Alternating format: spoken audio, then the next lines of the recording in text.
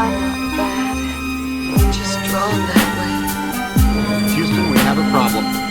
But why mail models? Are you not entertained? Why so serious? It's alive! It's alive! The snozberry tastes like snozberry. Welcome to Film Logic, a movie podcast where we look at the movies of yesterday, today, and tomorrow with every fandom in between. And we're not just a podcast, but we're part of the Retro Logic universe, which makes a great Discord. And you should check us out because we are really good guys. Speaking of good guys, Adam, do you know any good guys? I know several, and most of them are on the Retro Logic Discord channel. Oh, yeah. Even people that vehemently think our opinions are trash, they still love us. Yeah, I don't know how we managed to trick them, but I'm here for it. Yeah. You know, some of them even smile in my direction. Yeah, I like to just, mark it down to our roguish charm and our rugged good looks. Right. And the fact that we have the microphones and they don't. So. Right. They're Exactly. kind of at our mercy. Right. Whenever we decide to let them come on. Yes. And then we heavily edit everything that they say. Yep. We take out every third word and make it sound like they hate Star Wars. Exactly. Looking at you, Shannon. All right. Well, it's July. We're no longer doing Star Wars. I was thinking of doing the history of silent film. Yeah, count me in. Oh. Or we can look at some of the summer movies that are superhero movies and debate wildly into the night. Right. I mean, yeah, nothing says summer quite like a blockbuster, right? Mm-hmm. Yes. Well, I mean, before we get into this summer's blockbusters, we got some time to kill, unless you got something up your sleeve. But maybe what were some blockbusters from, the time that you were growing up? What was something that you were super excited to see? Oh, gosh. You see, these might not have been summer blockbusters, but these were movies I got excited about. Right. Well, there was Ninja Turtles 2, The Secret of the Ooze. Right. I couldn't get to the theater fast enough. And since Vanilla Ice was the hottest thing since Eminem, that just doubled the awesomeness of that movie. It doubled it? It doubled it. So that movie had everything you would want in a sequel. Twice as many jokes, twice as many spin kicks, a hot rapper with a exclusive song. Oh, what was the exclusive song? Well, Go Ninja, Go Ninja, Go. I just wanted you to sing it, Mike. Yes. I know. It's a shame if you don't know that song. Right, no, you have to sing it. Yes. And it had extra monsters, which would later become action figures that I would have to buy. What were your favorites? Well, so here's the dark and long history of Mike's action figures. Mm-hmm. So when it came to Ghostbusters and Ninja Turtles, I had to have every cool action figure. I mean, of course. I had all the ghosts, the fright feature Ghostbusters, the ones where you push the buttons and their eyes bug out because they're so scared. I had that monster that you push down on his tongue and his jaw shuts and it pretty much breaks your fingers. But, they didn't have laws back then, so you could have that toy. Yeah, you could do whatever you wanted. Mm-hmm. I had so many, non-canon characters in the Teenage Mutant Ninja Turtles universe. Like the Decomposing Man. Who was that? Who cares, right? No idea. Yeah. Right. Or I had the Ghostbuster monster or ghosts it was like a guy with a garbage over his head, and if you push down on the garbage, like a fly monster comes out. Weird. Yeah, like that. So I had it all, and I'm sure if I went on eBay value, like I could be living in a mansion in Canada, a Canadian mansion, no Maybe. doubt. Maybe in like Manitoba. Yeah, maybe. Maybe. But I think I was just, very unwise as a child. So maybe I would come home with less toys after going to school. Maybe I'd loan them out to some kids. Maybe I'd leave them in the basement. Maybe I'd sell one for a nickel. So Right. dwindle by dwindle by dwindle, I am down to nothing. Oh, Mike. I know. Uh, I man. know. I stay up at night thinking about the fortune I could have had. Right.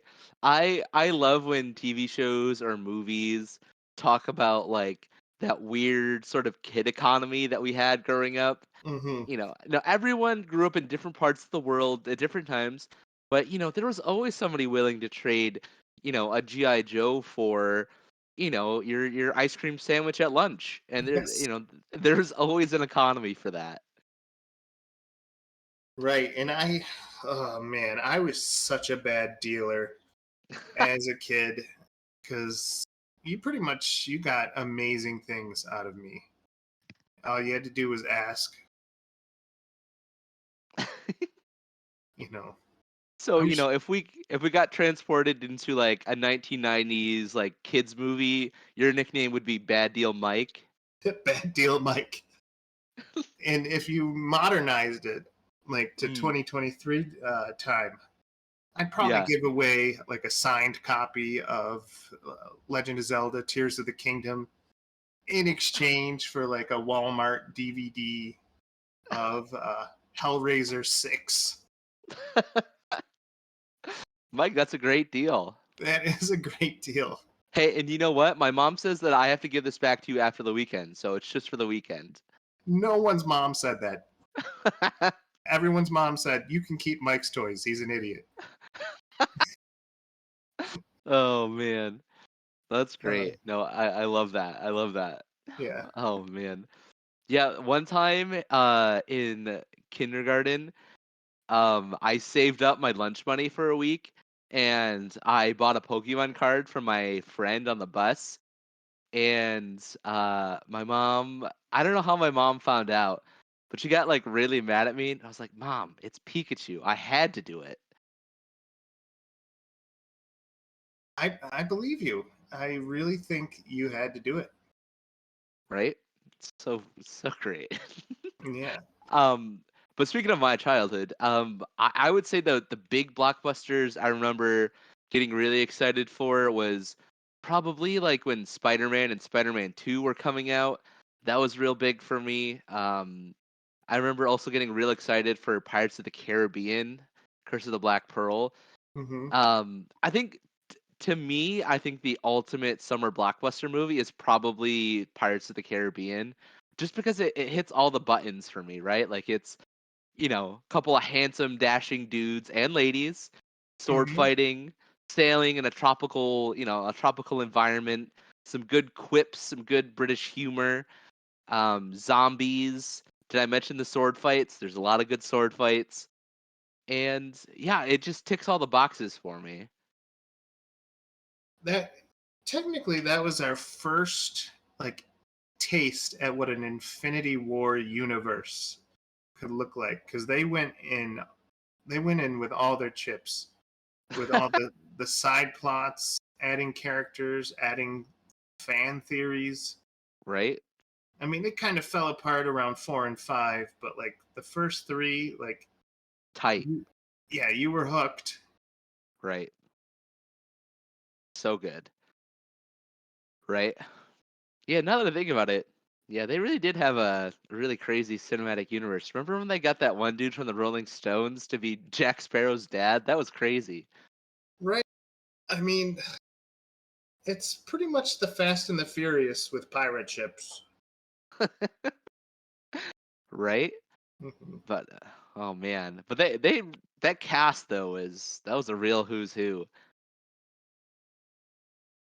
So, have you ever looked at like one of those free channels that has like all those old movies Hmm. or movies that came out a couple years ago, and you're like, man, I haven't seen this. And then you see it, and you're like, I can't believe all those stars were in that movie. Yeah, yeah, Usually followed by, that was trash or that was amazing. right. Well, my son, my 2-year-old son, is into snails. Mm. Ever since we found one coming out of our, like, we got a bag of lettuce and a snail popped out. And he's like, yep, I'm all about that snail. So luckily, Freevee, owned by Prime, has a free copy of Turbo you can watch. Yeah. Turbo the Snail. And my goodness, you would think this was a Marvel movie with all the star power they have. First of all, Ryan Reynolds as Turbo the Snail. Jeez. Paul Giamatti as his brother. I can't think of two people that look less alike. No offense to Ryan Reynolds. Paul Giamatti is a very handsome man. Yes. All right. Maya Rudolph as Wow. just this random snail that kind of says, I'm going to date you. Samuel L. Jackson as himself, but in that, his name is Whiplash. But I'm pretty sure it's him. Michael Pena, Luis Guzman, Bill Hader, Snoop Dogg, Ben Schwartz, Richard Jenkins, Michelle Rodriguez. Oh my goodness, Mario Andretti. The race car driver? Yes, Ken Jeong is in this movie. That's incredible. Like a movie where these people were together, like in this age. Each one of them would walk home with like at least $3 million paychecks for doing this film. Yeah, dude. Kids movies are cash grabs. Yeah. Like, and I have to say that this movie easily ranks in my bottom 10 for animated features. But my son loves it, so I need to see it at least 16 more times. Right. Yeah, that kind of reminds me of the cast for Happy Feet. Yeah. It's Robin Williams, Elijah Wood, Hugh Jackman, Nicole Kidman. Like it's insane. Hugo Weaving is also in it. Steve Irwin. Like it's got these kids movies are out of control, man. How do they get the budget for these things? Right. And imagine everybody looked at the script and they said, this is the best use of our time. They looked at Turbo, a paint by the numbers DreamWorks script, funny eyed people doing jokes, Snoop Dogg acting like he's like one of the stoned snails. Right. This is it. This is what we want to do. That's crazy. I've just looked up a list of kids movies with casts, and I'm looking at Angry Birds the movie, and and it's literally just everybody from the 2000s SNL. Like it's it's Jason Sudeikis, Danny McBride, Bill Hader, Sean Penn, Peter Dinklage, Kate McKinnon, Keegan-Michael Key, Maya Rudolph. That's insane. All of those people have an Emmy from either being on SNL or from Game of Thrones. You know, this sounds like a game, Adam. I'm going to name off a bunch of actors, and you tell me which horrible cartoons. I have to guess. Jerry Seinfeld, Renee Zellweger, Patrick Warburton, Matthew Broderick, John Goodman, Chris Rock, Kathy Bates, Larry King, Oprah Winfrey, Sting, Megan Mullally, and Barry Levinson, and Ray Liotta. Is that Madagascar? Nope, that's the Bee Movie. I was close. I was close. That's that's insane. I digress though. I think animation. I wonder if actors, when they're like cast into animated roles, if they do a sigh of relief and like they just think easy paycheck. Right. I don't. Cash money. I don't have to stand on X's and make sure I don't look at the camera. I just have to speak into a microphone, be myself, and walk out of there. and just and sometimes they don't even have to be themselves. They just gotta read half-heartedly. Right? Absolutely. But I mean, I think for every for every Pirates of the Caribbean, there's a Shark Tale in these summer blockbusters, and you Yes. never. And as a kid, unfortunately, like your parents, they don't want to, they want a free couple of hours. So if your parents were like mine, sometimes they just drop us off at the dollar theater and Yeah.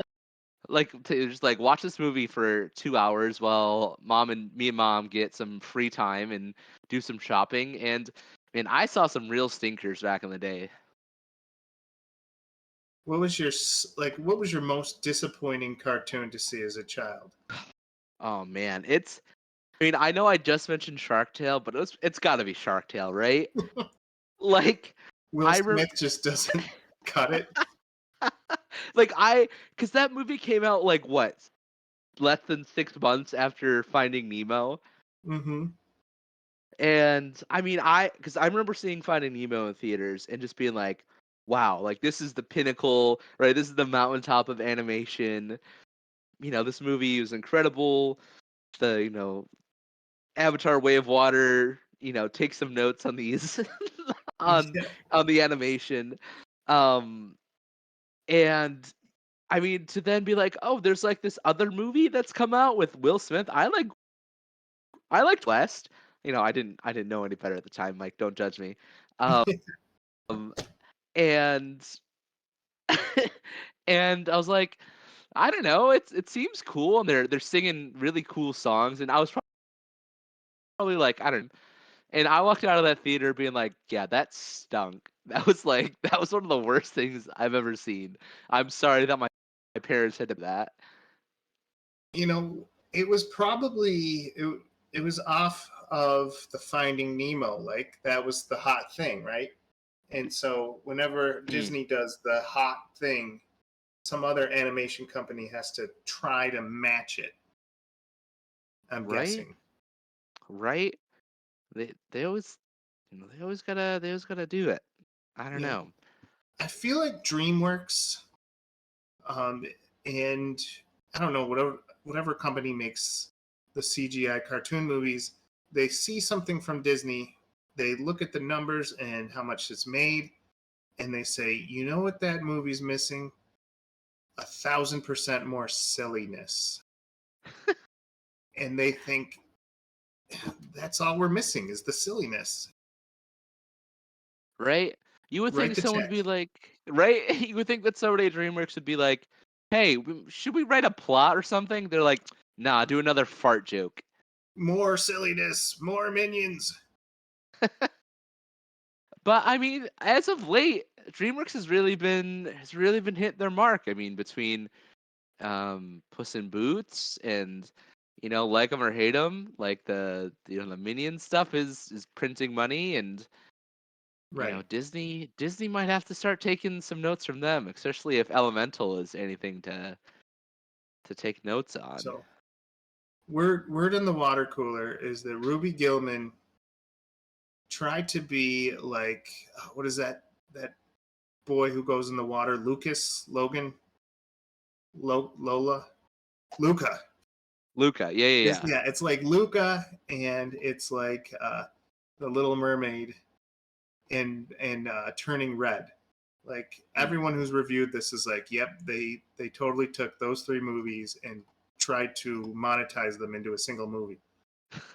And I feel like when I saw like Ruby Gillman, Teenage Kraken, when I saw the trailer, I was like, yep, uh, This is like another burp out movie.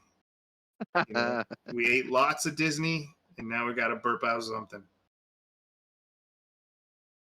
Right? I mean, yeah, and which is so unfortunate because I mean, it it does feel like animation's at a point now where it's more of a level playing field than it has been in the past, Mm-hmm. right? Like before, it was just like it was Pixar and like maybe Disney can pull something together, you know. Um, Mm-hmm. and then like DreamWorks was like, "Hey, do you remember when we did Prince of Egypt?" Or was that Yeah. DreamWorks? Oh Yeah, yeah. they're like, "Hey, remember when we did Prince of Egypt and Shrek and stuff like that? You remember? Ha ha ha." Yeah, but now it's like it's a pretty even playing field, right? Like Right. there's some good stuff. I mean, like it or hate it, like there's Trolls and the Minions movie has come out. There's even some I wouldn't call it um I wouldn't call them indie movies by any chance, but like, did you see that movie that came out a couple years ago called Abominable? I've I keep seeing ads for it, and and in the back of my mind, I think, is that cool? I've Yeah, only it's yeah. good. It's good. I mean, it's very lovable. I mean, I think it's also DreamWorks, but it's definitely something that went under a lot of people's radar. And I saw it through my work did an awesome field trip. We took some of the kiddos to the movie theater and we saw it, and it was very cute. It was very fun. It was like it was a very good movie. But there's stuff that's coming out now, and it feels like there's more quality content, but it also feels like it's like plateaued, if that makes sense, right? Like there's not like something you can point to in the last like 10 years and you're like, yeah, oh, maybe not 10 years. The last 5 years you're just like, "Oh yeah, that's really great." I mean, what comes to mind in the last 5 years is like Luca, but like don't get me wrong, the movie's incredible, but you wouldn't put that on your Mount Rushmore, right? Right. Yeah. I feel like ever since Disney Plus came out, like Disney's E+ stuff under the radar, like that one about the dragons that no one. Oh, How to Train Your Dragon? No, no, no, no. It's about Eastern Asian uh, Oh, Raya? Raya and the Dragon. Yeah, like no one talks about that one. No one's really talking about Luca. These are ones we just kind of squeak under the radar. Yeah. I mean, I guess Encanto, I guess would be the big one for the last 5 years, Yeah, right? Did did Coco come out in the last couple of years? I think it was pre Disney Plus. Correct me if I'm Okay. wrong. Yeah. No, I mean, I liked Coco. And I mean, I don't think Encanto story-wise necessarily holds up, but I think that the music and the animation is really beautiful and touching. So, I mean, you know, you get what you get. Yeah. You know what has changed though? Mm. These new movies are not going for the AAA stars. No more Patrick Warburtons and Jane Fondas. Um, they're going for the young kids that no one's heard of, or that actor that's immigrated over from South Africa. And maybe that's the key to the greatness of movies now. It was those AAA actors having to pay them $1 million each that they had to fire writers or something, or they had to scale back on something.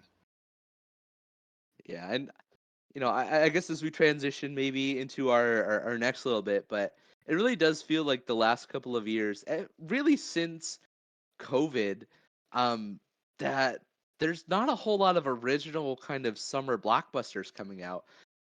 Everything is, a franchise or a sequel or what have you. And there's, even stuff this summer that's coming out, and maybe we can get into it, but Hmm. that are coming out that are standalone movies. Yeah, when we were all doing the pandemic, I swear only 5 movies came out, and one of them, and they were all like horrible. Like I remember watching the 2020 Oscars, it was kind of like a stay at home and watch the Oscars type, keep everyone safe.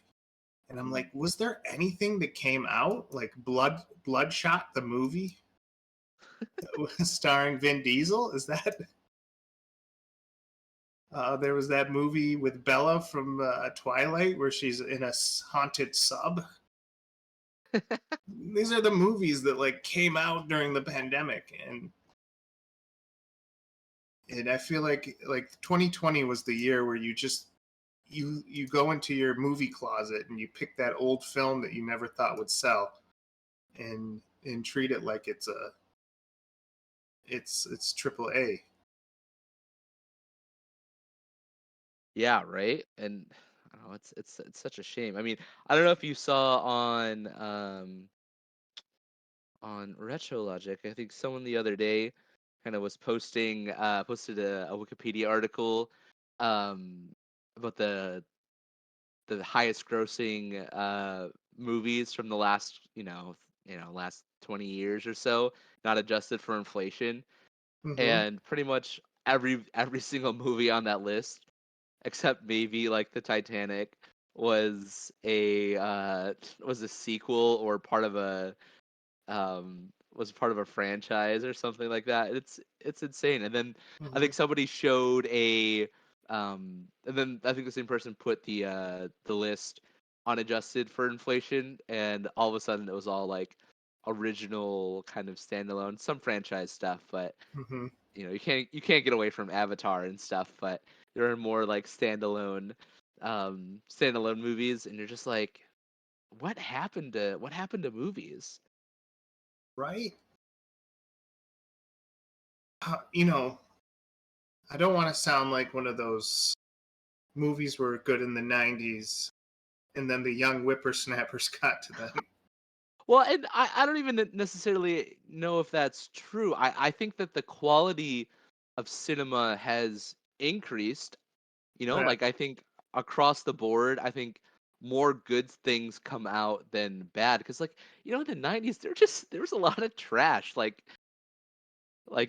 People always look fondly back on like the Blade movies, but those those are really bad. absolutely. And I'm sure people are still talking about how Spawn almost killed superhero movies because it wasn't ready. Right, right. And Um, yeah, I just think that it's just changed. I don't think it's necessarily better. It's just different now, and it's I would love to see some more original content. you know what I think the 90s had? It had like PG-13 dramas that just Mm, wanted to tell like a wholesome story. Like Tom Hanks in Forrest Gump. Um, and now, like, it's 2023, everything has to be artsy, so it has to be like edgy and rated R. And so, if you want to see like the next wholesome coming of age film that like trips your mind, it's not like Forrest Gump anymore. It's like La La Inheritance After We Collided, rated R because there's 8 hours of nudity in it, and they're like, right, but it's got like an amazing script that like makes everyone cry. right, Yeah. right. And I mean, I was maybe saving this article for a little bit later for another time when we talk about the Flash movie, but um, I think that these big, huge, like hundreds of millions of dollar budget movies have really devastated exactly like what you're saying, like the mid market, the mid budget movies, right? Mm-hmm. Like Fast X cost like $340 million to make. Mm-hmm. And when was the last time that you saw something like Napoleon Dynamite come out? When was the last time that you saw, you know, uh, you got something like You Got Mail? Like the mid-budget movie has Right. really fallen off Right. because you can't monetize it in the same way.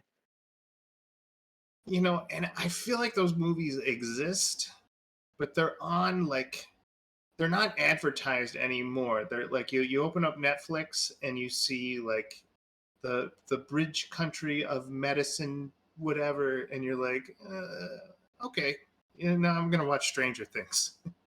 Like these movies are so much easier to skip over. Like when we got Apple TV, we don't have it anymore. Like it seemed like they were doing amazing things with Tom Hanks. Like he was a World War II boat captain in one movie. He owned a robot dog in another movie, and it's just like it was like, wow, we can watch that, or oh nope, Stranger Things is on. Right, right. And it seems like the only way that you can, kind of get away with these quote unquote mid-budget movies is if your name is like Wes Anderson. Right. And like it's tough. Like these even are, directors that, have worked on stuff like that, like Greta Gerwig, who did, Lady Bird and Little Women and stuff like that. Was it Little Women? I Mhm. can't remember. Things, you know, definitely not Barbie budget movies, but now they've moved on to things like Barbie, um, or yeah, it's just it's hard to see. It's sad to see. Yeah. But at the same time, it means that we're not at a lack for these movies. There's Right. just there's so much that we don't know what to watch. Back Right. like in the 90s, there was like 3 movies to watch a month. And you knew they were good because they were the ones that could afford advertising.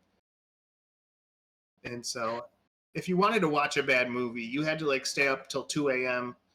and go to the Sci-Fi Channel, and that's where you got your bad movie fix. Right. Right. And yeah, well, it's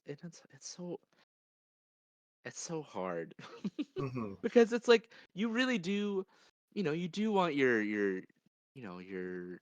parasocial friends and directors to succeed, right? Like, Yeah. I really love Phoebe Waller-Bridge, and I loved her in Fleabag, and yeah, I love her in um yeah, just in Broadchurch, and all those like BBC kind of shows. And I but then, she started doing stuff like Solo, and then Hmm. she was like writing in No Time to Die, and she was in Indiana Jones, and you're like, really like you, and you're a great actress, and I think you're really funny, and I wish you all the success in the world, but why are you starring in this Indiana Jones movie? Right. Uh, I'm gonna say that the industry is so complicated, Mm, and and culture has only made it even more complicated. right. Uh, and the culture of movie watching is I have like 6 free movie channels. And it Mm, used to be like you go to the movie channels if you don't want a good experience, you just want to be cheap. But now the right. free channels have like huge celebrities making indie pieces. And they're actually really good. Like on Freevee, there's like this Jackie Chan movie called Mm. Kung Fu Yoga. And I'm like, man, I could really just veg on Kung Fu Yoga. And then I go to 3 other channels, and there's like, oh, or I could watch this, or I could watch that. And my mind takes 8 choices and gets so tired trying to think about them that I Mm. probably go and play Switch. Yeah. Yeah. No, I, I, I'm right there with you, man. It's, it's tough. It's tough, and I think that also kind of is what kind of like leads into it too. Is like there's so much good content out, right? Hmm. Before it was like Yeah, of course everyone was watching Seinfeld. It was the only good thing on TV, right? right? Like sure, Friends is iconic, but you could throw a wet noodle and hit five other Friends knockoffs that are just as successful now, right? Right. Like there's we're spoiled for choice now, and even stuff that was cool and popular 3 months ago is now getting canceled by Netflix because they don't project enough money from it, and Right. it's crazy. And I feel like every time you hear a statistic about the movie industry, Mm, like even though you hear things about like movies making 60 million, TV shows making 60 million, there's always like some statistic that's like Netflix is like one nickel away from just crashing and burning.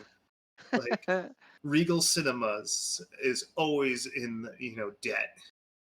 DreamWorks owes the mafia millions of dollars. Nothing is making money, even though it's taking all your money. right, So I never understand the business. right, and I think it's always the periphery stuff that doesn't quite make money. It's these studios, right, that are just raking in the money. But hopefully, maybe as we talk about more of these summer blockbusters, it'll be a wake up call, right? Like a lot of these movies spent hundreds of millions of dollars, and I can't really remember a summer where so many big hyped movies have flopped so hard at the box office. Right. Yeah. It's hard to tell like what is actually good. There's like there's the social media hype which Mm, scares you away from the movie, and then there's always that chance that you might still like it despite all those low scores you see. So yeah. I walk like we're about to talk about two movies, and I Yep. walked out of both of them thinking, did I like that?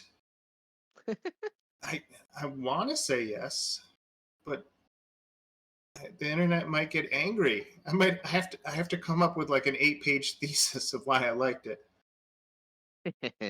Hmm. Yeah, no, that's fair, Mike.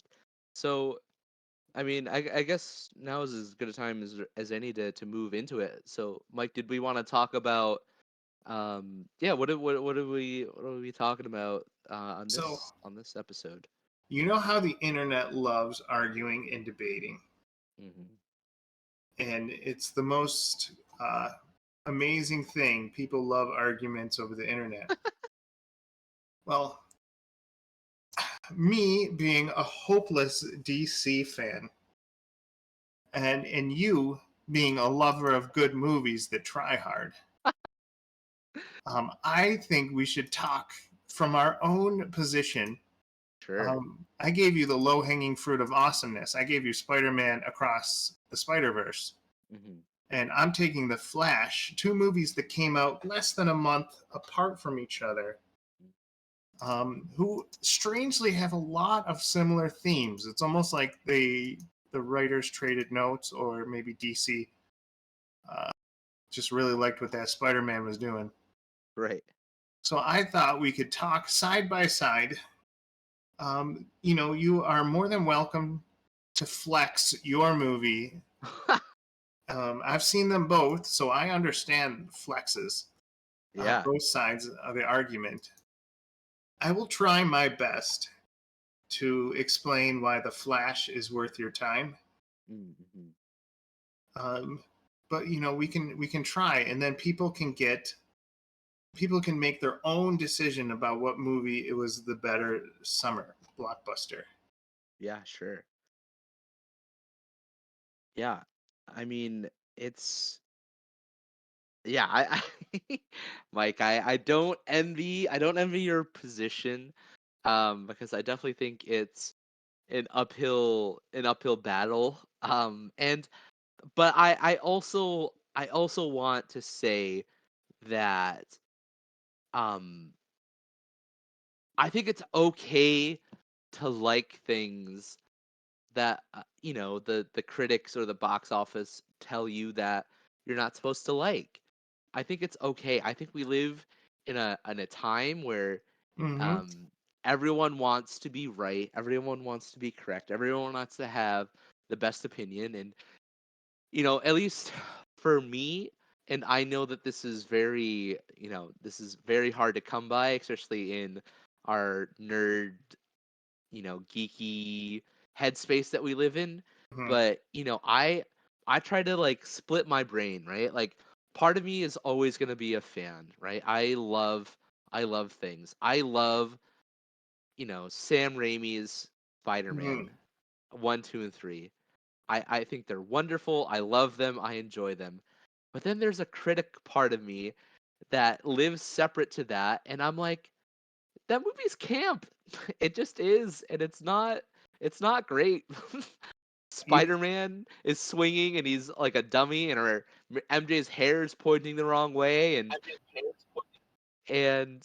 Green Goblin blows up a building and he yells at an old lady to finish praying the Lord's Prayer, and like and he looks like he's wearing a Power Ranger outfit, and the internet will come for me, and they'll yell at me, and they'll say, how dare you say mm-hmm. that Spider-Man 1 and 2 and maybe 3, maybe not 3, are classics and they're perfect movies. And I'll say to you, no, they're not great. like Peter Parker just delivering pizzas. Why did we get a scene like that? What's the point of that? And why did all the actors look like they were 30? Like I don't get it. Right. Um, And but like, it's okay to light things. right. I mean, I look at Citizen Kane, Mm, and Citizen Kane is considered the greatest movie of all time.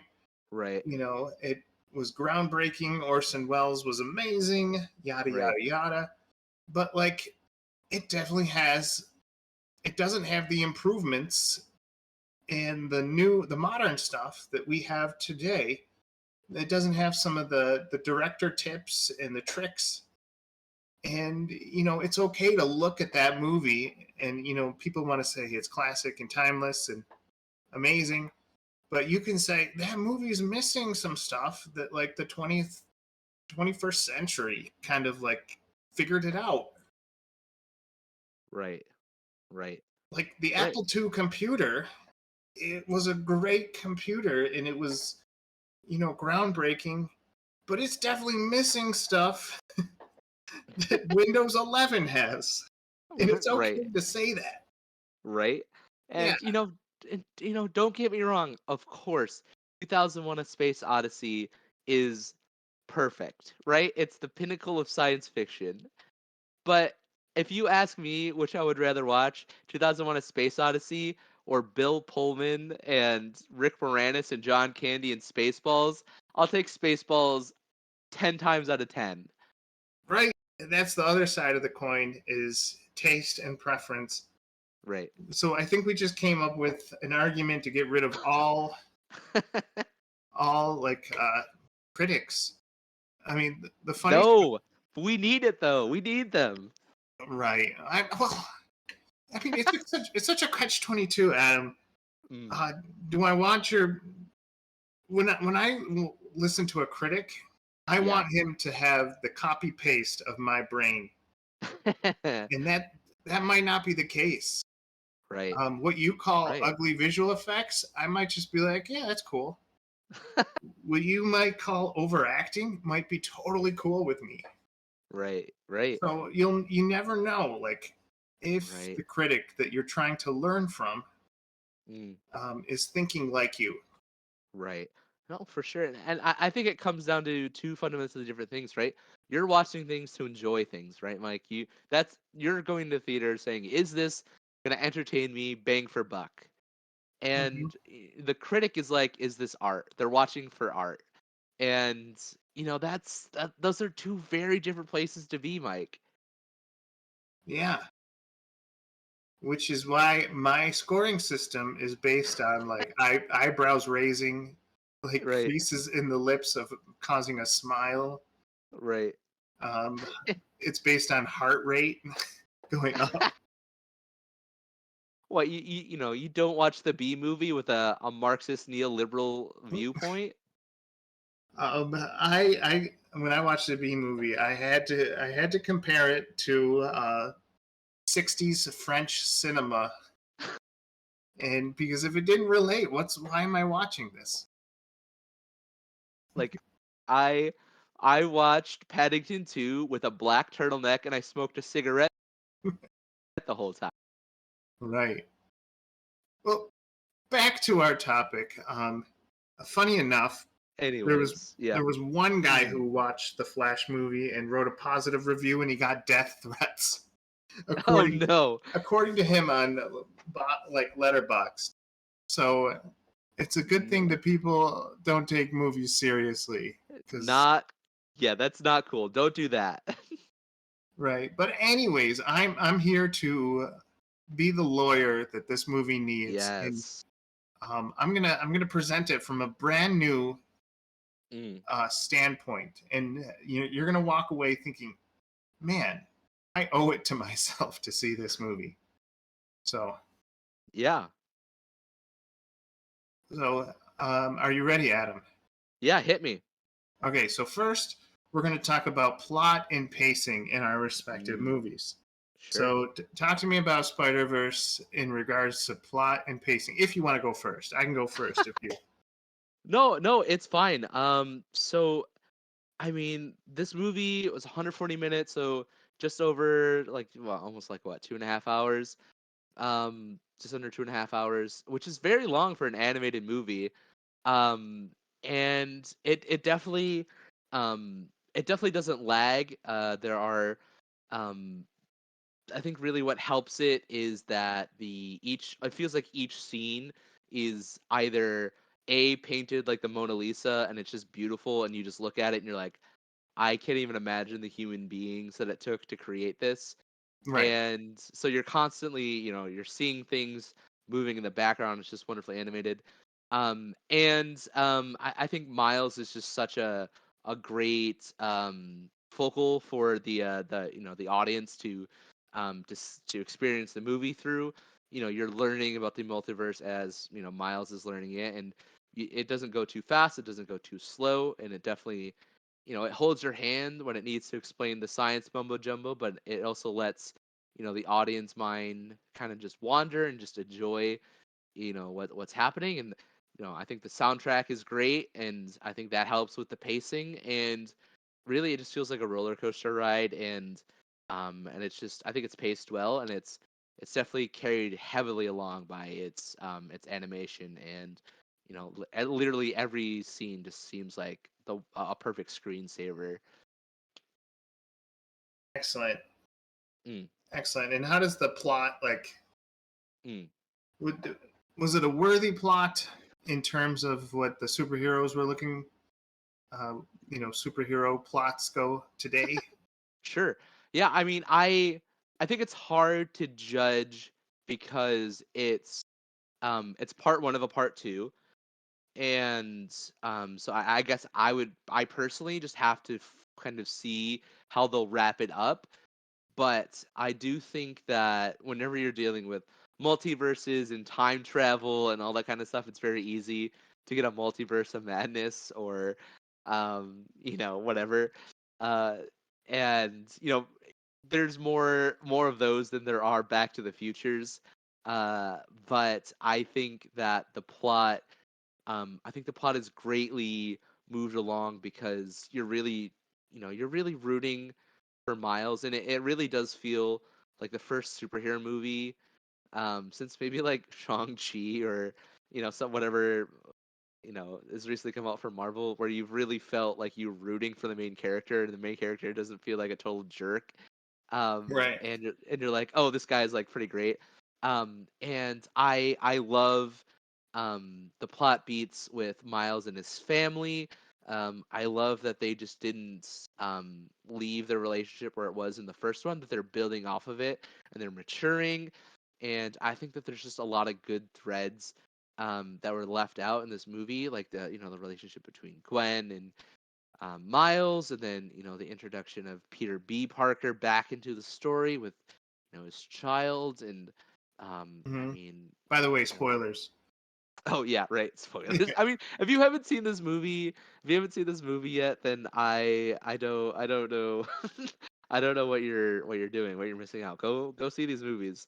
But I mean, in Oscar Isaac's as Spider-Man 2099, and they do such a great job of introducing Spot, and at first you're like, oh yeah, haha, he's such a dork, and you're like, oh, I made a mistake, and as the audience, you made the mistake, so too as Miles made the mistake of underestimating Spot, and I think that's what I kind of really appreciate about the plot for this movie is that in the original MCU, right? Like the plot was this bad guy, this good guy, and we're gonna beat it up. And then as things got more mature and you kind of figure out, it becomes less and less black and white. It becomes more areas of gray, right? Like Spot, of course, is the big bad, but also really the biggest thing that Miles is dealing with is like questions of morality and questions of, is it okay to sacrifice an entire universe to save those that you love? And I think it's those shades of gray that Miles is exploring while also dealing with pardon the pun, a big spot of black. Um, Mm-hmm. I think it's great. It's good storytelling, and it kind of gives the audience a lot to think about, but also while keeping it character driven and character strong, unlike Eternals, where it just feels like a hot mess like a big tangled mess. Like it's easy to keep track of, driven by strong characters, and it's easy to keep track of. Mm-hmm. Right. Well, let me tell you about the Flash. Hmm. Um, yeah. So many people will tell you that the Flash came out at a wrong time. It's getting trounced. It got delayed too many times, and it's not worth the money it's printed on. And I want you all to give it a second look if you're too afraid to see the movie, because the movie does introduce some things to superhero fandom movies that have never been introduced before. Just like similar to Adam's movie, it is 143 minutes long. It's a long movie, so you're going to get a lot of plot points, a lot of side plots. The movie does chug along at a pretty good rate. It doesn't like to get stuck too many places, but it still has moments where it's trying to make you cry. If any hero story can make you cry, I think it's The Flash, because The Flash is all about a good boy Barry trying to do what's right, trying to help everyone, and finding out he can. And so you'll have moments of that where he's telling his mom, "I love you. I love you. Why'd you have to die?"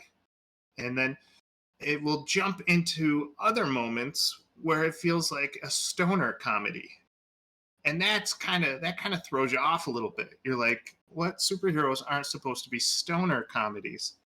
But Ezra Miller, interacting with the younger Ezra Miller, totally turns it into a stoner comedy, and I can see why that throws people off, but I'm also delighted by the fact that someone would try it. If you liked Pineapple Express, if you liked anything from How High, just people laughing at stupid jokes and hanging out in their underwear, there's like a good chunk of that, and it tries to make the brevity and the levity of the humor in the movie. And then the movie, when it's not trying to do that, it'll throw in something that the Flash has to accomplish, like getting struck by lightning or having to figure out who that weird guy was in the time stream, or, figuring out why he's in the wrong universe. And by the time it hits the third act, or the end of the second act, the third act is all about Batman kind of reliving his role, showing you that he's still got it, but at the same time showing like the spirit of gratefulness that he's Batman. And then it kind of just dumps you off at the first main villain, which is Zod. And it retells the story of how Zod took over the Earth. And similar to the Spider-Verse movie, it does end on a sad note if you think about it. A really sad note. Like both of these movies have one thing in common, and is that they are deliberately trying to depress you. And I think Adam's movie does a little bit better job depressing me, but The Flash was right up there. All right. Adam, Yes. are you ready for the second topic? Yeah. Hit me. Maybe I should go first so you can volley back. Sure. All right. So, the visual. How does the story fit into the comic book world or the fandom world? Like I said, we have Barry, and the director or the writer really wanted to nail the fact that Barry really misses his mom and feels guilty for her death. And I think that storyline has always been ripe for a movie. The movie is really good at setting up how much he wants it. And it's really cool to see Ben Affleck trying to give him wisdom of why he shouldn't do it. And like, even though like Ben Affleck as Batman, he's like, I know you could go back and you could stop my parents from dying, but the scars that they made have formed, like they became my identity, and you can't go back and change your identity. And you know, that story has always been begged to be told, and when it was told in the Flashpoint series, it made an excellent premise for a super comic event. So it's always been begging to be made a movie. It's not your casual like super alien comes in, destroys the world, we got to team up, kill everybody. It's more like you made a moral boo-boo, and you selfishly trying to save your own world, you ruin someone else's world. And so I really like how that took off. And I think up until like the end of the movie, like the movie was heading there, but I don't think it got there. But I really enjoyed the journey. And you know, it's the Flash. So we haven't seen a lot of the Flash in the superhero world. And seeing the cool things you could do as the Flash was you got treated in this movie. The way that he ran, the way that he could use force lightning from his running, the ways he could speed around people as they're moving in slow motion. I know we've seen it. The X-Men, they took that and they ran with it. And now the Flash is in second place. You know, Quicksilver, you win the round. But I think the Flash kind of has fun with it too, and I don't think you would miss out. Yeah, I mean, my problem with that though is like I don't even think that in his own like DC, universe, cinematic universe, they do it that well in his own movie. Like I think how they portray his moving in like Justice League and stuff is way cooler. And I mean, I know I haven't seen the Flash movie, but I've seen subsequent clips now. But the Flash, the Flash running and stuff is definitely a highlight of Justice Right. League. And they I think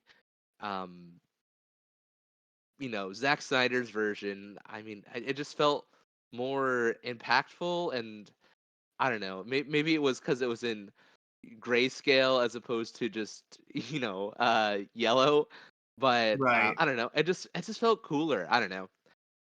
Well, you know, you're not going to get any groundbreaking Flash moves or cool things. I mean, it's a guy running around, for goodness sake. But if you're hungry for seeing the things that he does, including the cool tornado thing, Yeah. you're going to be well fed off of the action scenes of the Flash. Right. Mhm. Right. Right. So Yeah. how I does mean, your story fit in?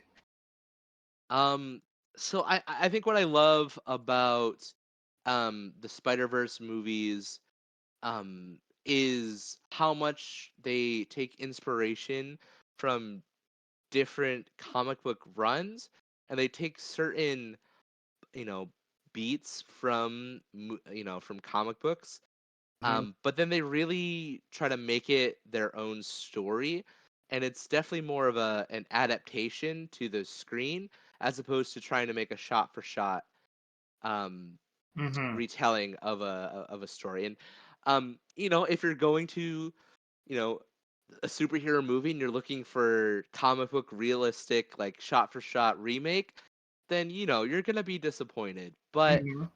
I think that this movie does a really great job of adapting um story beats. I mean, for example, um I think this movie does a really great job of digging more into Gwen and her universe and her story beats. Um, like for example, in her current run, she, much like in the movie, she kind of does get she gets accused of killing her universe's Peter Parker Mhm. after he um transforms into that universe's lizard, and so check marks there, and then she has to reveal her identity to her dad, check mark there.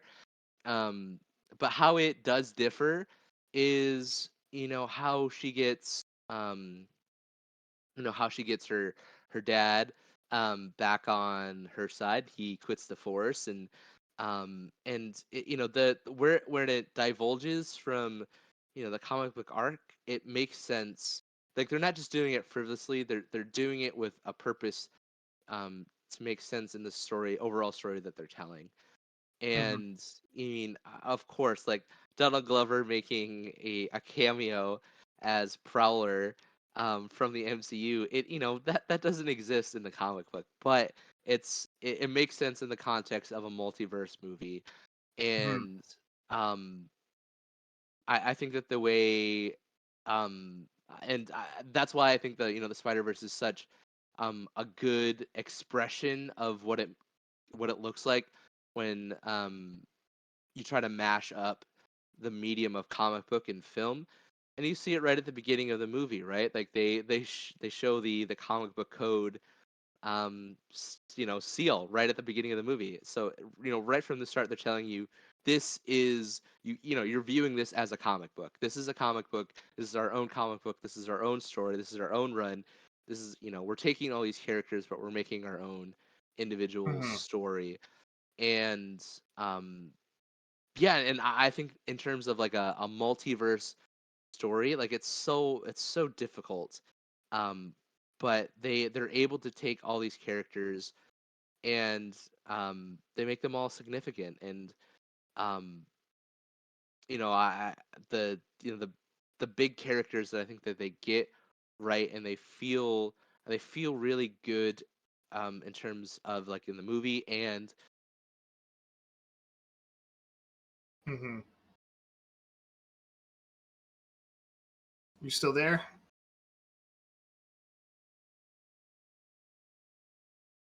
Uh-oh. I seem to have lost Adam. check, check, Adam? check. Oh, there you are. Oh Okay. no, I've been talking. What was the last thing you heard me say? Um, you just go back like 5 seconds. Um, let's see. I was talking about. Oh, okay. So I'll say. I think that the characters that they need to nail just feel very accurate to their comic book counterparts. Like Miles, you got to nail Miles, but he feels right, right? Like he doesn't feel um he doesn't feel exaggerated. He doesn't feel silly. He doesn't feel camp. He's like, oh yeah, this is he feels like his character, right? Like he's dealing with being an extremely gifted teenager from a biracial family, you get the big beats from his comic book origins, and you're like, okay, it's cool. And then you're like, he gets the spider powers in the comic, and then in Across the Spider Verse, he also gets bit, but then Yeah. he realized that the spider's from another dimension. You're like, oh, okay, that's cool. And then they really kind of take these beats, but then they make it their own. And like for example, like with Spider Gwen, right?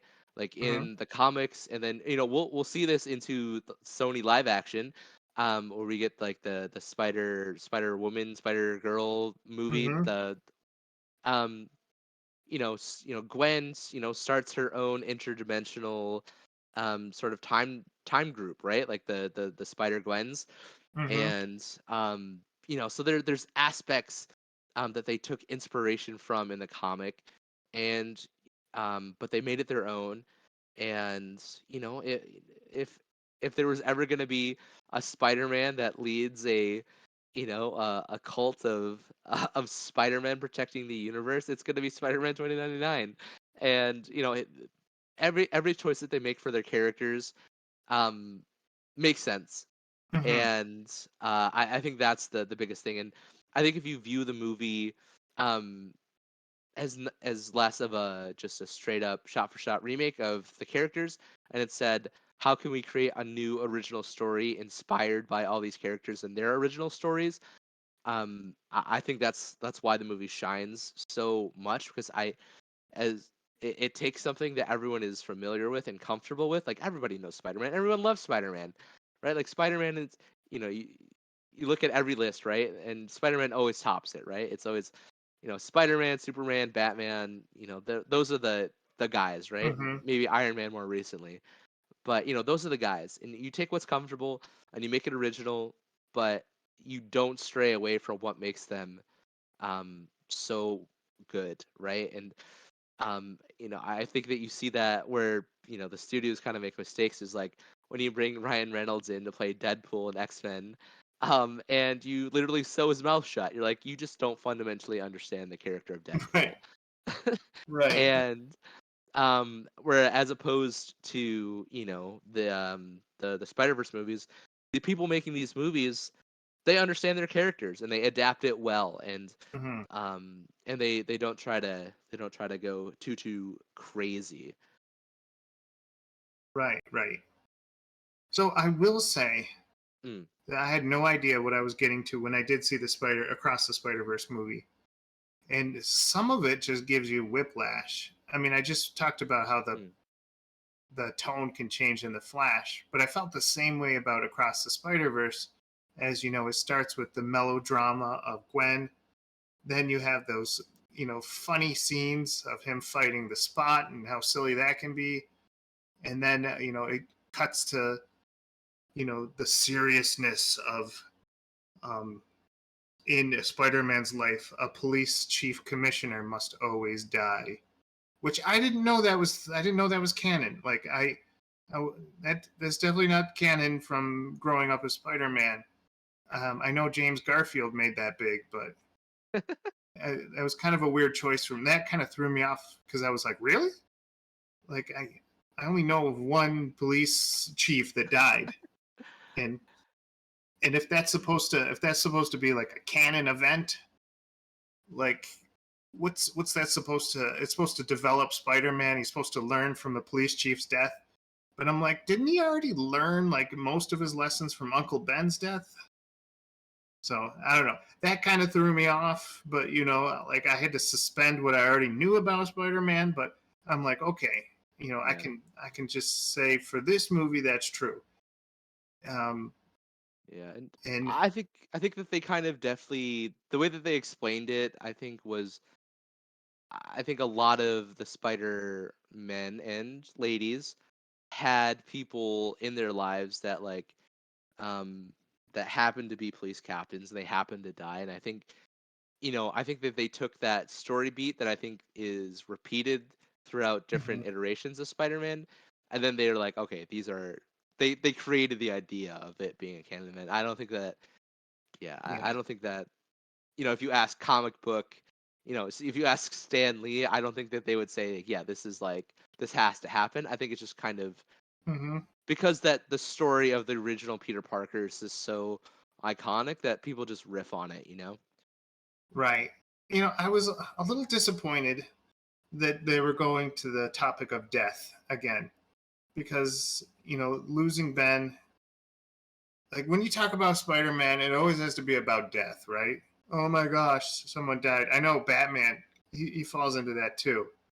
And a part of me is like, yes, we've all been there. You lost someone, it made you who you are. Flash, you lost someone. Batman, you lost someone. Um, I know death is the hot new thing for superheroes 2023, but I was kind of like, can we get past that? Can we talk about a part of Spider-Man's life, a part of someone else's life that's just not about look what this death made me into? Um, Yeah, yeah, but I mean, I would say that that's not really the argument of the movie, right? Like like the whole point of the movie is that Miles is trying to prevent that, right? Like right, he's saying that he doesn't need that death like he's going all out to try to save his dad, right? Like he's trying right, to reverse that canon. But I mean, I would say that it's the same thing for the Flash, right? Like his whole right. thing about him going in changing the multiverse is through Flashpoint is that he wants to say, but he ends up the universe is doomed and everyone dies. He doesn't save his mom, right? His mom still dies, Yep. and but yeah, I still think that the same thing sort of applies, but it feels like it feels even darker because like in the Flash, like Keaton's universe is doomed. Like no matter what Flash does, like everyone Yeah. still dies. Like Supergirl dies. Like Keaton's like they all still, and even though Flash has the Hmm. ability to go through time and change, like that's immutable.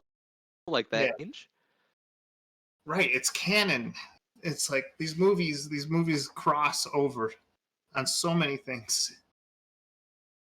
It's funny. Yeah.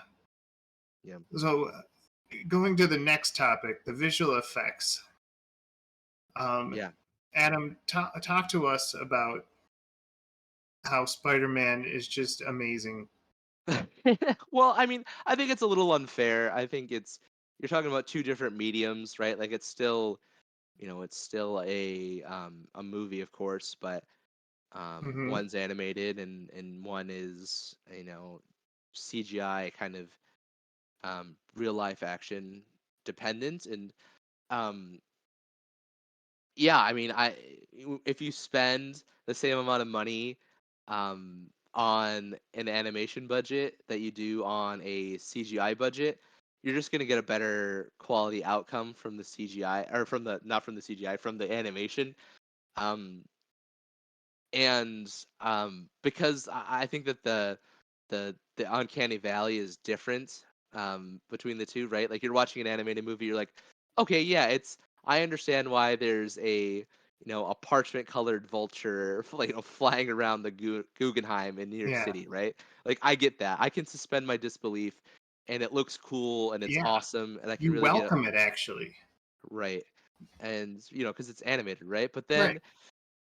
But then you kind of you look at how they didn't want to have Henry Cavill in the Flash, but then they awkwardly CGI his body in really poorly, or you have 60-year-old Michael Keaton somehow ninja kicking his way through a Russian stronghold. Like That was okay, cool. like That was uh, cool. no, very cool, but I Yes. think the the amount that you have to suspend your disbelief for one over the other is the uncanny valley for Hmm. for the Flash is much more real than it is for Across the Spider-Verse, but um into the Spider-Verse or whatever. I forgot the movie I'm talking about. But yeah, no, it's beautiful. I mean, what you guys have all seen the stills, and it's really an achievement, right? Each different scenes are in different art styles, all reflecting the individual Spider-Man. I think it's seamless. They play with frame rates. They play with color. They play with different art styles, and Hmm. it's yeah. I think it's a real it's a real masterpiece and a real masterclass in animation. So, Right, but right. I also think it's an unfair comparison. I think. Well, here's my argument. So you have the WB, multi-billion-dollar studio, okay? They Sure, came out with the Harry Potter series. People would say that's a CGI masterpiece or very competently done. for They've sure. come out with lots of sci-fi movies. And they have the whole DC in their pocket. Now, DC has some of the most beautiful artists in comic book history. No one would Mhm. disagree with that. No. They can afford people who draw great pictures. So people often wonder, like, why? What's the disconnect in the movies? Why is Justice League look bad in some parts and look cringe in other parts? Why does Aquaman look like PS3 graphics? Um, and why in the Flash does the Ben Affleck Batman's costume look like it's made out of purple Play-Doh? Like that bothered the crap out of me. It's like that's a choice. Hmm. When the building is exploding and 8 babies fall out of the building, they do look like slightly better than Boss Baby models, and it makes you wonder, like who's drawing this? This is definitely not like the smartest people at DC working um, on this thing. This is definitely feels like someone's subbing in for it's an intern. But then I think that maybe the DC studios, and you can prove me if I'm wrong. I know this Sure. movie has had delays and all that stuff, and that could have caused it. But a part of me thinks that maybe DC is like, we have to try something new, something radical. And the Flash is one of the lesser serious, lesser gritty superheroes. So maybe they thought, let's make these babies kind of look cartoonish. Let's make some of this 2D stuff kind of look cartoonish and weird, and some of it feels like a choice that they were trying to do to fit the theme. And so it's not fair to say that the Flash, in some aspects, looks ugly. As you can tell, they were trying to make a visual collage. Whether you think they succeeded or failed is neither here nor there. But I don't think it's from lack of wisdom in some parts. I just think they were like the director is trying to say, these are the pictures in my head when I look at this thing. And, you know, it's bright and it's colorful. And, if you're trying to compare explosion to explosion, like Guardians of the Galaxy 3, their explosion versus this, you're not going to get the same product. So I would, it didn't bother me as much as the internet said it should have bothered me. I know, like, except for Batman's Play-Doh outfit, that bothered the crap out of me. Yeah. Um, but like everything else, just kind of felt like they were honoring like the artist that was in charge of like really good Flash series. So that's my take on it. Yeah. Yeah, and I don't know. I think a lot of it has to do with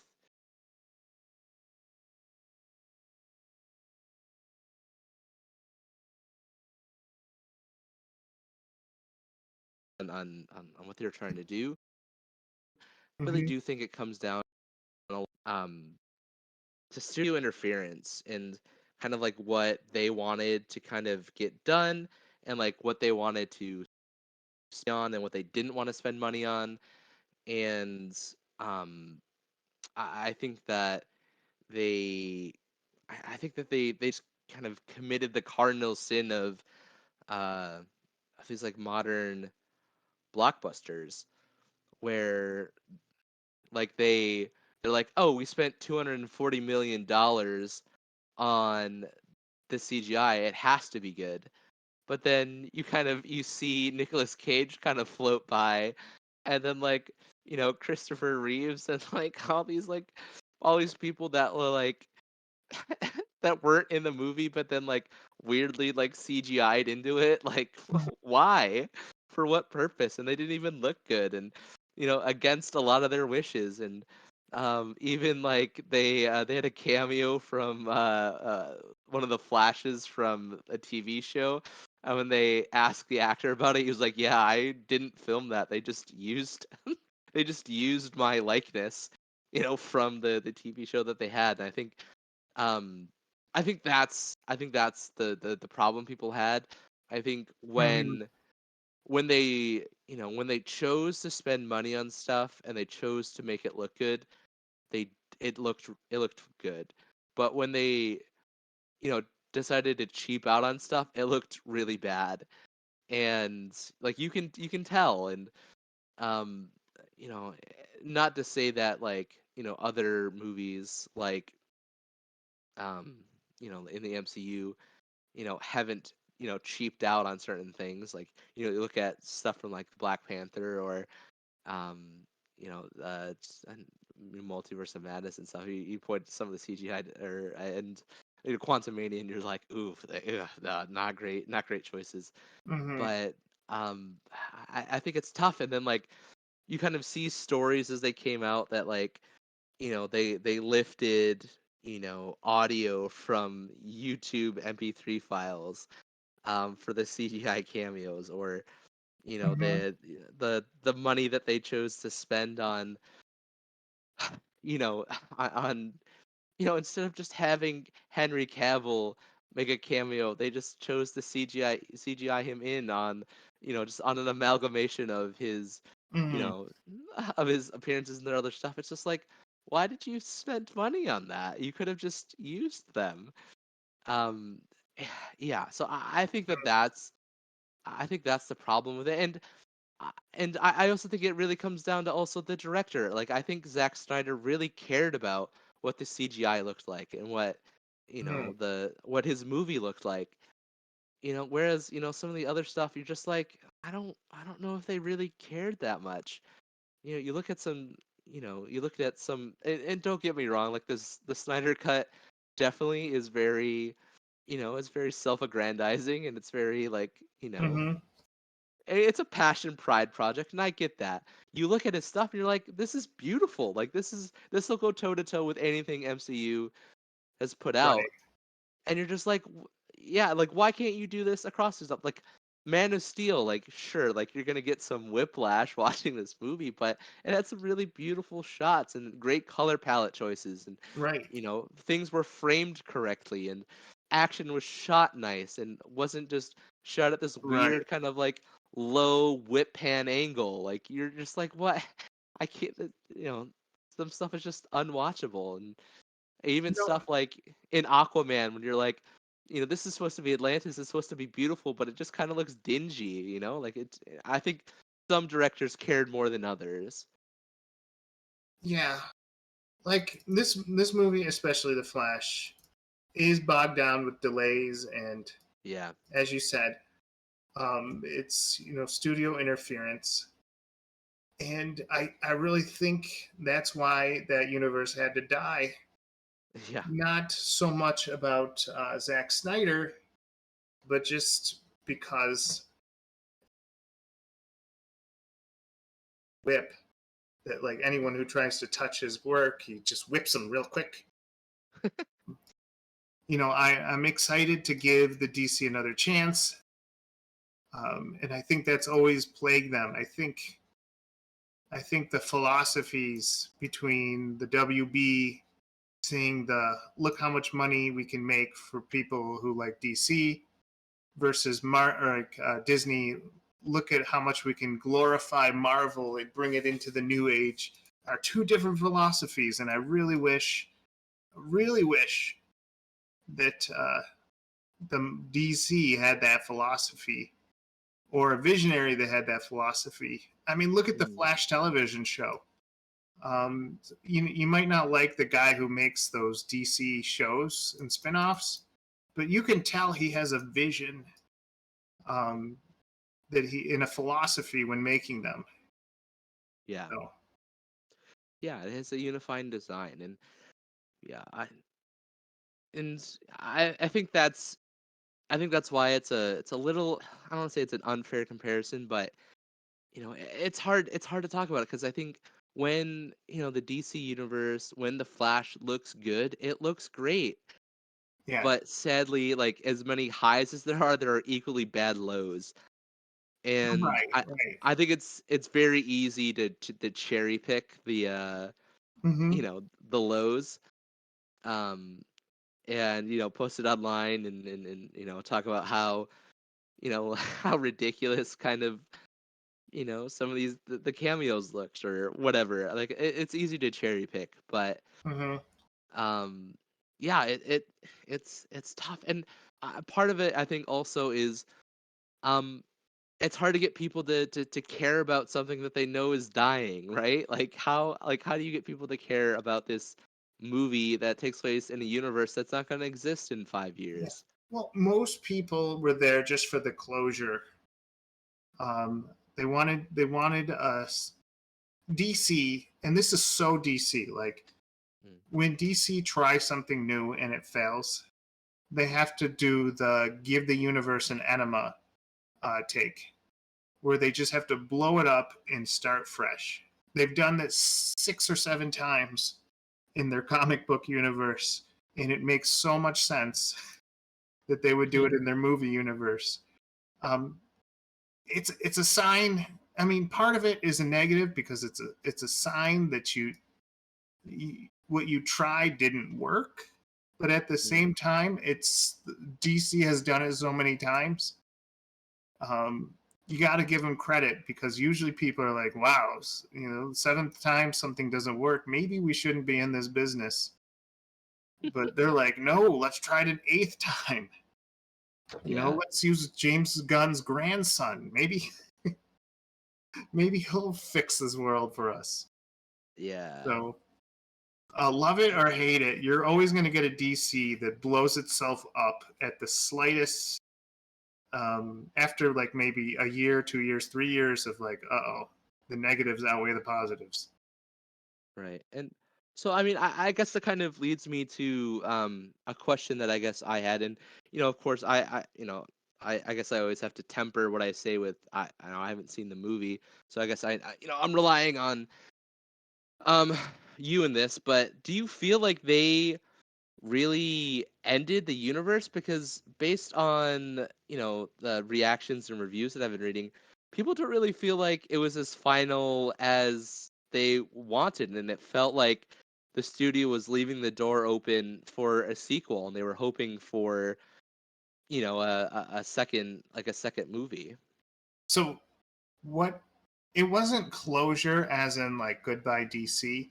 It was Right, more of like information to explain how James Gunn's universe could exist. right. At the end of the movie, you see like these giant Christmas ornaments, and each one is a different DC universe. One of them has Nicolas Cage as Superman. One of them has the black and white, serials and the radio of the Flash and Superman, and then there's like Michael Keaton's world. Um, and so you're like, oh, I get it. All these worlds, um, and we're gonna get a brand new world. So it kind of gave your brain an excuse not to worry about, well, what happened to all that other stuff. Mm, And it gave your brain like oh, I'm not supposed to worry about that other stuff because there's so many other worlds. And by the way, DC, that's their bread and butter. Is mm. like whenever we have a new idea, we just create a new Earth. They do that in the comic books. You got Earth 1, 2, Prime, Earth S. Right. Um, and they love throwing those worlds together and creating a mess. I kind of wish it was more like Final Crisis or Crisis on Infinite Earths, um, where you throw in different Supermans, different Batmans, and they all have to like fight it out or work together to keep their Mm, worlds from imploding on themselves. But it was more like Flashpoint. Um, Flashpoint was supposed to be all about like the time is it's supposed to be less about multiverses and supposed to be more like the timeline. So Right. I can see the confusion Sure. um, Sure. because they made it about the multiverse when it was really supposed to be about the timeline. It was supposed to be where the Flash ran so fast that everything changed and renewed Right. itself. Hmm. And then we learned later it was Dr. Manhattan who created the DC universe just because he wanted to experiment on what like Right. morality and justice looked like. Right. So, you get that. But, this one kind of like it gave you an out for like, okay, I can let go of the DC universe because it's just one Christmas ornament amongst millions. And in a way that is Mm. kind of lame. Like that's like, oh, okay, I'm so glad I'm being given permission not to invest in these worlds anymore. But at the other time, it's like it's cool. It's like for the older folks, they're like, oh yes, I remember spending time in that Earth with Christopher Reeves. Oh yes, I remember the Keaton Batman. Oh, what a wonderful time to stay in that Earth. Oh yes, of course, Grant Gustin's Flash was nowhere to be seen. Man, they really screwed that guy over. Right. Right. That would have been a great cameo, but no. And like, I personally, I like the Nicolas Cage because it was kind of a head nod that Mm. it does exist. I mean, you might Right. have hated the way he looked, but it was a short scene, Right. and Right. very few people would understand what that means. Right. Right. So I mean, I guess I have two questions. First one, I guess being I get it. I guess thank you for your explanation. I understand the perspective from that, right? Like you're saying, I think Christmas ornament is a Hmm. good way to describe it. But I guess what I was more trying to get at was um like this movie was supposed to be the the final movie for like the Zack Snyder, Joss Whedon, hot mess or whatever that was, Right. and it was supposed to be like this movie was supposed to be like, okay, that's gonna be that's not even gonna be a thought anymore, right? Like, Yeah. all these characters are gone, right? Like, Ben Affleck's Batman is gonna be done.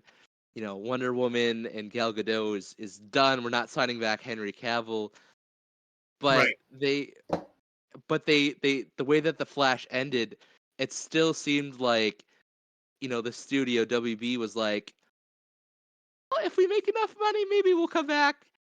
And Right. it didn't feel like a very final like passing of the torch, because they left they left so many questions that could have been answered with, you know they're like, oh hey, like we're gonna end this with the Flash is helping Arthur, right, coming out of the bar, right, or Yeah. the movie, like, Bruce Wayne and Wonder Woman are, they're, oh wow, what is this mission that they're on, or whatever, like, uh Right. the way that they ended, they're like, it still felt like they hadn't fully moved on, you know what I mean? They're like, we're done, Yeah. unless, right, like, And part of that, because, I think they're leaving the door a tiny crack open just in case, like cameos sure, become the new cool thing. yeah. And yeah, it's pretty shameless attempt to do it. I would have loved if the Flash took a literal torch and ran into the universe where James Gunn was waiting and handed him the torch. That might have been better. I like, Right. um, but I don't know, what I think is they're leaving the door open just in case they can get those free dollars off of another cameo. Right. And yeah, that's lame. The one thing that I feel like the movie really screwed up on was the moral of this story. Mm. Um, the moral of this story is you don't go back in time and change things because Right. it ruins the world that created you. It ruins your legacy, and it messes with other people's legacies. Uh, if you try to change things, Michael Keaton becomes Batman.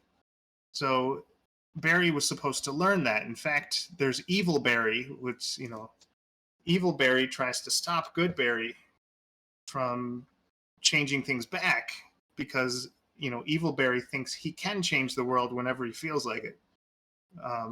So Barry gets into this huge fight, and he decides he has to go back and make sure that his mom does perish. But then, stupidly, he changes one thing so his dad doesn't go to jail. And so, thus unlearning the whole entire moral of the story, and he goes into a brand new world where it is the Batman and Robin Batman, and not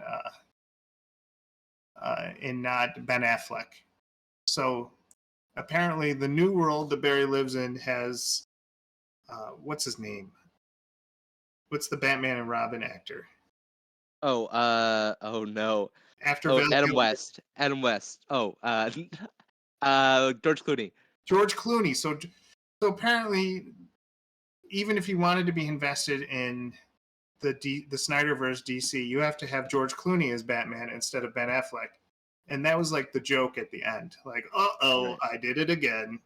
And so they really peed the moral of the story down his pants. Yeah. But, at the same time, everyone's washing their hands of it and getting ready for the new stuff. So you can do something dumb if you don't have to think about it. But the opposite is the Spider-Verse movie, where how I feel like the great thing about the Spider-Verse movies is that they could take their time and they could make it as beautiful as they want, and there was no pressure.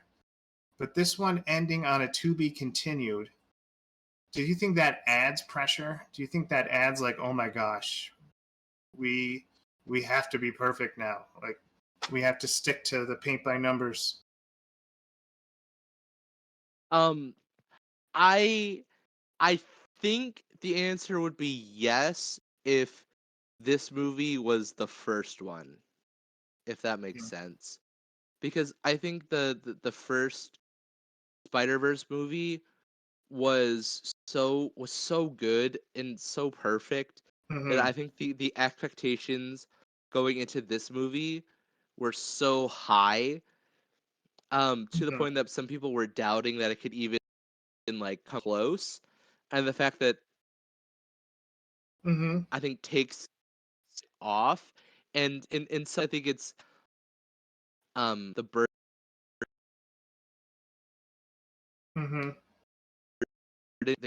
they don't they don't have to they don't have to come up with a completely original story. Instead, it's like, this is just like the continuation of the story that we've already created. And I don't know how far along they are in the storyboarding process, but I think that there's a little bit more grace with this one. Yeah, like so yeah, I don't know. I think that there's an inherent weight of responsibility and risk when you create something that's so beloved. And it's hard to do across a trilogy. So yeah. Like, this is one of those movies where I felt like I had to watch it again. Yeah. Because a part of me, like, it was hitting different parts of my brain than the original hit. The original hit, like, and the humor aspect, because it was kind of fresh off of the Lego movie, so it needed to resemble some of the humor of the Lego movies. And in this new one, they're like, okay, we're going to go a little bit darker, a little bit more depressing. We're still going to have some jokes. And honestly, those jokes kind of feel out of place. Like when he looks into the Lego universe of Spider-Man, like, that doesn't fit, seeing like the dark world of Gwen and her being kicked out of her family. And so that was weird, but like it wasn't like totally unwelcome. But I can also see why people are like, I think I liked the original one because it was more lighter. Did you feel like the lightness was gone and that it hurt the movie, or did you like the kind of the darker tone? Well, I mean, I and I think it's it's tough because I like movies that are inherently darker. I think that they play with more. Um, I think that this one played with more. It questioned more. And I think it makes you look at the character of Spider-Man a little differently. Like, so I think if you ask anybody, what is the great, and you talked about what was the moral of the Flash. I think if you ask anybody who's a Spider-Man fan, like what is generally the mantra of Spider-Man, right? Like with great power comes great responsibility, right? Mm-hmm. And the what that looks like is like for Peter Parker, that great responsibility is more than just it's more than just like fighting evil, right? Like it's all encompassing. It's everything in it. It's all his choices. Like he chooses he chooses his responsibility to keep people safe over his relationships with Mary Jane. Right. He chooses to keep New York City safe at the expense of Aunt May. Yeah.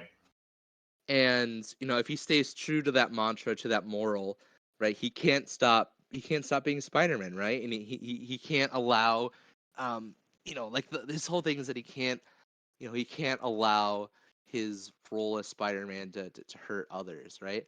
Yeah. And I think that that's what they're playing with in this one, in kind of like a reverse, right? Like you can see how Spider Gwen and all the other Spider-Mans are saying no, like we have a responsibility and we have this power, and we have to make sure that things go according to our plan, according to destiny. Like this is our responsibility, right? Like we've been given much, so we're responsible for much, and we have to make choices that other people can't make, and we have to Right. make impossible choices. um but Miles says why, right? Like I want to have my father. I want to like he makes to them a selfish choice, right? You ask Peter Parker, would he sacrifice, like would he sacrifice himself to save those that he loves? Would he sacrifice? Would he give? You ask Andrew Garfield's Spider-Man, would he give anything to get Gwen Stacy back? You'd be like, yes and no. Like it's complicated, but I think it's more. This one plays more into the fact that Spider-Man is willing to sacrifice, um, his great responsibility for a selfish reason. And he says that he's been gifted with this power. He's not a mistake. He belongs. And if his choice, you know, like he's willing to live with his choice, even if it means the death of his universe, because he would rather live, he would rather, die in a universe than live in a universe without his dad. And I think that that's an interesting moral choice that not a lot of other superheroes or superhero movies are interested in, right? Like the whole thing of you look back at the most iconic superhero in the last 15 years is Iron Man, right? Like Robert Downey Mm-hmm. Jr. And what's the defining characteristic of Iron Man, right? Like he starts off as a selfish billionaire, and at the end he sacrificed himself for the universe. But could you imagine, like, what if instead they're like, Tony instead was like, no, I want to stay alive for my daughter, and I want to stay alive for Pepper Potts, and I would rather, sacrifice the entire universe, but to just have Pepper and my daughter. Like that looks completely different. That kind of plays with our ideas of like what is a hero and what does a hero do, and a hero is supposed to sacrifice themselves and their own well-being for the betterment of others.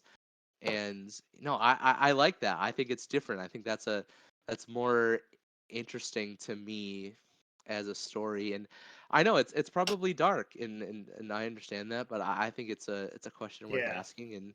And yeah, and maybe that's not for everybody, but I like it when my superheroes make real human choices. And Right. I don't think that Miles is wrong, but at the same time, like, comic books and movies that told me that Miles is wrong. So like, well, who's right? And I think that's Right. what the movie is playing with. And that might not be for everybody, right? Yeah. One thing that Mm, we kind of get robbed of in that movie is they don't show you, because he does that. He keeps it's the futuristic Spider-Man. He's from India, right? He saves his police chief, yeah, and everyone's like, "Oh, that world is doomed. That world is screwed now. You can pretty much kiss it goodbye." They don't really show that, which makes you think, okay, is the guy's either lying or it is going to explode, and now like the next sequel is going to be all about exploding worlds. And I guess what sucks for Miles is like, okay, he gets past the police chief saving and nothing bad happens, and then the squad, the 2099 Spider-Man says, okay, the next canon event is now your aunt has to die. Oh, come on, man, just let it go. I'm sorry, man. Every Spider-Man loses their aunt. Okay, you saved your aunt. Okay, now your family grocer has to die. Oh man, just leave me alone. right, That's a horrible life to live. Like your whole story is based on just people dying. right, right. Hmm. And I think that's also something that's interesting to play with. I think Hmm. a lot of superheroes, their background and like why they become a hero is so ingrained in fridging somebody, right? Like, Yeah. it's somebody has to die in order for me to make good choices. And I mean, of course, yeah, in the first Spider-Man, the Across the Spider-Verse movie, Miles does lose his uncle, but Right. um I think this is really the first time that we see a hero that he wants to be a hero because his parents raised him right, right? Like, his Right. parents gave him a sense of responsibility, and they love him unconditionally. And he has a strong moral compass, and he wants to help and save others because he sees that his parents do that. And which is, in a weird roundabout way, very opposite of, like, a lot of these heroes. And I think that's one of the things that DC gets wrong about Superman, right? Like, Superman is who he is because of his parents. Right. And it's not because, yes, of course, like, the sacrifice of his biological parents, but he doesn't remember that, right? He's not a hero because of the sacrifice of his biological parents. Hmm. He's a hero because Mom and Pa Kent told him that he has, even if Clark Kent wasn't Superman, he would still have the same morals and integrity, and he would still make choices to save others, even if he didn't Right. have superpowers. Hmm. And I think that's just what the world needs right now, right? Like, Miles is a superhero not because of the powers that he got, but because of who he is as a person. Right. And I think that's a story that's worth exploring, and I love that. Yeah. And I almost think that you don't need the Spider-Man franchise to tell such a great story. Mm, Imagine if it was just like Ant Boy and it still had the beautiful graphics. right, You could still get that same point across, because the movie does do a really good job building that up. right. Yeah, and that's what I hope that they do. Into the new Superman movie. Superman, is it, we're calling it Legacy? Yeah. And I think that's why Superman and Spider-Man are two of the most beloved characters. They're the team It captains of their universe. Right, and it's not like a Captain America, like, Mhm. oh, I can do this all day, like, rah rah, let's go team. It's because they genuinely are good people and they want to do good things for other people because Right. of who they are. And They yeah. they're both defeated by the major villain, and that is the idea that you can't save everyone. And Right. that'll always be their arch nemesis. Right. Right. And I think that's why Spider-Verse is doing such a great job, because that's really what they're fighting against, right? Yeah. Like Miles is fighting against this idea that he was given this power, and if he can't even use his power to save his dad, like why does he have these powers in the Mhm. first place? And Well, my prediction for the third one is that 2099 guy is full of garbage. It doesn't destroy worlds because I don't think they want to show so much death on such a global scale. sure. It would just kind of ruin the taste of the movie. So I think there's like another thing at play here where, maybe he's just like really jealous because he couldn't save his, so he made up that story. I don't know. Right. Right. I mean, I think that remains to be seen. So yeah, we'll wait and see. Mhm. Well, anyways, I think we knocked it to death. Yeah, I think it was a really good discussion. I think it's a good one worth having. I know we gone definitely way beyond what we tried to set out, but we'll make this a two-parter. That's fine. Or, maybe promise that we'll do like less heroes next week. I don't know. Yeah. I would love for us to next time let's talk about blockbusters. What do you say? Yeah, let's talk about blockbusters. Let's talk about Robert Redford movies, anything. Yeah, for sure. But I think this is an important. I think it's a good conversation to have. Yeah, it defines the summer pretty much. Like other than that, you have Barbie In and Oppenheimer. Primal Transformers Rise of the Beast. Man, I mean, I have so many thoughts about the Barbie movie. Yeah, don't even get me started. We'll be here for another 2 hours. Yeah. Well, it's been a long time coming. I'm surprised that this is the first live action Barbie movie that they're making. Like Right? honestly, it's been such low hanging fruit. But I'm already getting into a rabbit trail. Stop me now. Stop me now. Okay. Anyways, um, thank you everyone for listening. Yes. It was a great ride. Yes. Hopefully you didn't clock out like 30 minutes into it. No, I don't think people will. I think what we had to say was engaging and wonderful, Michael. Absolutely. That's why we get paid the big bucks. Something like that. Yes. Okay, fair. Anyways, I've been Mike. I'm Adam. Thank you for being part of Film Logic. Yay. Bye-bye. Bye.